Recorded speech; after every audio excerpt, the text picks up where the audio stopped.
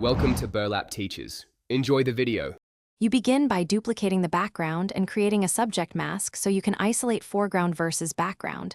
That's how you control where bokeh falls. Once done, generate a depth or luma map to define blur strength because accurate depth makes bokeh look natural. Make a new blurred background layer and keep the original intact.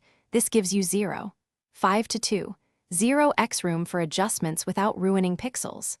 Now, proceed to refine the selection before applying the blur. Now you convert bright spots into convincing bokeh. Apply a lens blur or controlled Gaussian blur while using the depth map to vary radius across the scene. You want larger blur for distant lights and smaller for midground. That's why a mapped radius matters.